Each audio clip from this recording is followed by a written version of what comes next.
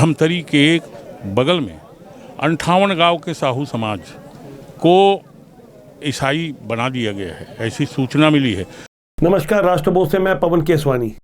छत्तीसगढ़ में धर्मांतरण एक बड़ा मुद्दा बनते जा रहा है। इसे लेकर सीएम भूपेश बघेल ने पिछले दिनों बयान दिया था कि विपक्ष के पास धर्मांतरण के अलावा और कोई मुद्दा नहीं है। वहीं विपक्ष इस मुद्दे को लेकर बेहद आक्रामक नजर आ रहा है। अब आदिवासी स्वस्फूर्त मोर्चा खोल चुके हैं। बस्तर के आदिवासी सुदूर अंचलों से हमारे पास कई फोटो और वीडियो आ रही है। आबूझमाड़ का इलाका है जहाँ के आकाबेड़ा गांव में आसपास के 10-15 गांव से सर्व आदिवासी समाज के लोग जुटे। उन्होंने बताया कि मिशनरियाँ यहाँ किस तरह से भोले भाले और अनपढ़ आदिवासियों को धोखे से काल्पनिक फिल्में और वीडियो दिखाकर मिशनरियाँ ईसाई मतांतरित करवा रही है। इसे लेकर क्षेत्र की डेमोग्राफी किस तरह से चेंज हो गई है।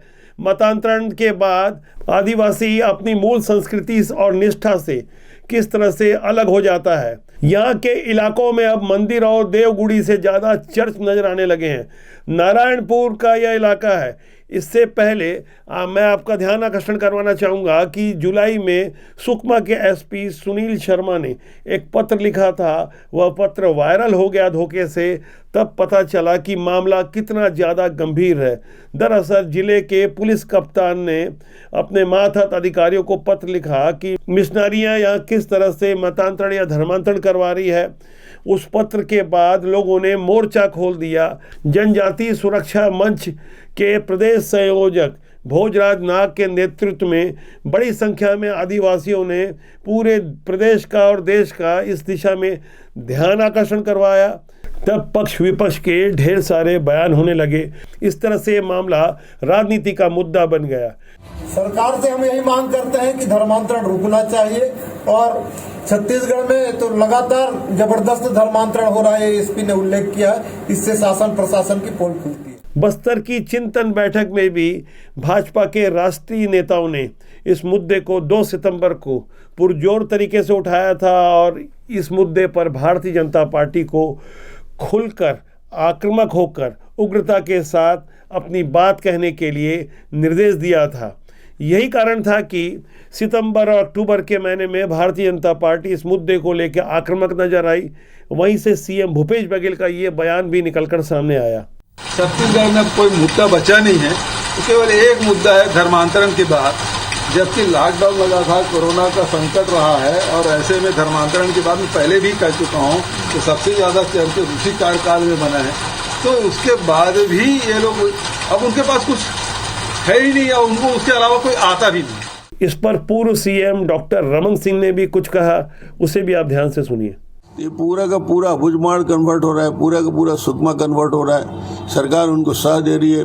कोई अधिकारी बोलता है तो उसकी बात को सुनना नहीं। इस मुद्दे को लेकर धर्म जागरण मंच के माध्यम से और व्हीप के माध्यम से इस बात को उठाया गया है, मगर सरकार उनको पूरा प्रश्रय दे रही है, उनको समर्थन कर रही है। प्रदेश सरकार के लिए आदिवासियों का चेहरा बने हुए कवासी लखमा कहाँ चुप रहने वाले थे। उन्होंने तो मानने से इनकार ही कर दिया कि हमारे क्षेत्र में धर्मांतरण हो भी रहा है। उन्होंने क्या कहा, ये भी आप सुनिए। भारतीय जनता पार्टी में जो 15 साल में जो धर्मांतरण बस्तर में हुआ है, हमारा सरकार आने के बाद पूरी तरह से रुका है। सामाजिक लोग बहुत जागरूक है। भारतीय जनता पार्टी का एक प्रमुख आदिवासी चेहरा और पूर्व नेता प्रतिपक्ष नंद कुमार साय से हमारी बातचीत हुई। राष्ट्रबोध को उन्होंने काफ़ी चौंकाने और हैरान करने वाली जानकारी दी। उन्होंने बताया कि न केवल आदिवासी समाज बल्कि ओबीसी में खासकर साहू समाज बड़ी संख्या में धर्मांतरित हो रहा है। नंद कुमार साय ने राष्ट्रबोध से क्या कहा, वो भी आप ध्यान से सुनिए।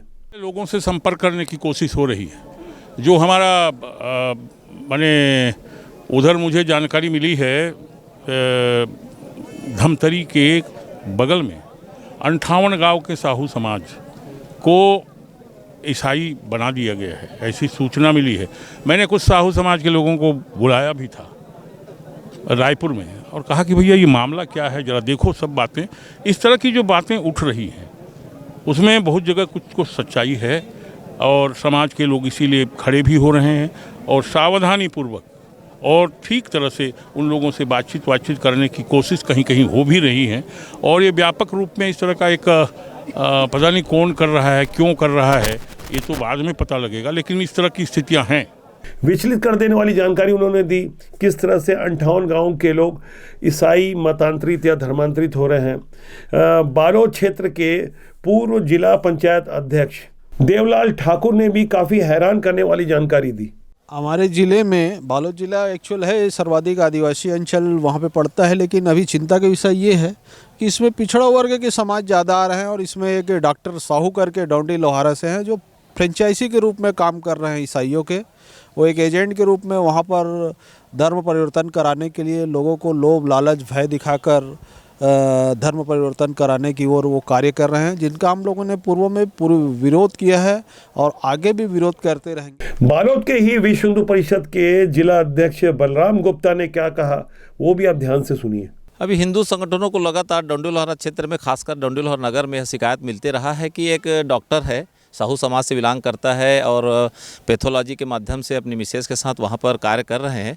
और इसका हिंदूवादी संगठनों ने, देवलाल ठाकुर जी ने जो बताया है, पूरे संगठनों ने मिल करके बजरंग दल और अन्य गायत्री परिवार वगैरह के मिल करके वहाँ पर रोकने के लिए, समझाने के लिए वहाँ पर एक रैली तरीके से हम लोग विरोध प्रदर्शन भी किया था और सरकार के समक्ष इस बात की जानकारी देने का प्रयास किया, उनको सूचित करने का प्रयास किया कि यहाँ पर इस प्रकार के धर्मांतरण की कार्रवाई यहाँ पर जारी है।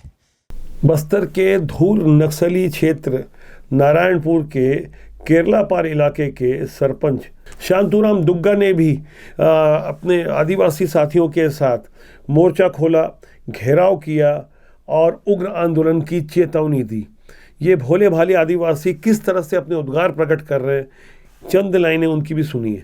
वहाँ का रीति रिवाज जो हम लोग जीरा कहते हैं सर, जीरा कभी जब तक देह में नहीं चढ़ाते तब तक हम लोग नहीं करते, उससे नियम को नहीं मानते हैं। आप देखो सर, ये लोग छोटा सा परिवार आपके 5 घर 6 घर जाए रहते हैं ना, अब पूरा गांव को बहिष्कार कर रहे, ठीक नहीं है सर। मैं इसलिए प्रशासन से भी कहना चाहता हूँ इनको ठीक करे, अन्यथा इनको हम उग्र आंदोलन करेंगे। बस्तर चिंतन बैठक के 1 महीने बाद 3 अक्टूबर को धर्मनगरी कवर्धा में भगवा ध्वज का अपमान हुआ। इसे लेकर कवर्धा के बाहर पूरे छत्तीसगढ़ में जिस तरह से हिंदूवादी ताकतें एकजुट हुई, धर्मांतरण के विरुद्ध भी लोग काफ़ी आक्रामक नजर आए। अब तक धर्मांतरण के विरुद्ध इतना खुलकर चर्चा नहीं हो रही थी, लेकिन अब भिलाई जैसे शहर में भी धर्मांतरण एक बड़ा मुद्दा बना रहा। यहाँ राम जन्मोत्सव समिति ने इसे लेकर कई दिनों तक रैलियाँ निकाली, जबकि हमने भी महसूस किया कि भिलाई का टाउनशिप क्षेत्र, जहाँ कि बैकलाइन इलाके से तेज़ी से लोग धर्मांतरित मतांतरित हो रहे हैं, गरीबी का सौदा होता है, किस तरह से प्रलोभन और अंधविश्वास के सहारे मतांतरण की यह प्रक्रिया बहुत तेज़ी से हो रही है। प्रदेश की डेमोग्राफी से लेकर किस तरह से बदल जाएगी, इसका अनुमान ही लगाया जा सकता है, क्योंकि धर्मांतरण या मतांतरण के बाद आंकड़े कभी सामने नहीं आते। समाज में आम लोगों की तरह धर्मांतरित व्यक्ति रहता है। सिर्फ आदिवासियों को ही धर्मांतरित करने की बात नहीं है। अब 31% आदिवासियों से निकलकर 52% पिछड़ा वर्ग के भी ऊपर मिशनरियों की बुरी निगाहें हैं। यहाँ गरीबी का सौदा हो रहा है। शासन में बैठे हुए लोगों को सब कुछ पता है, लेकिन गलती अगर स्वीकार कर लेंगे तो राजनीतिक पचड़े में फंस जाएंगे।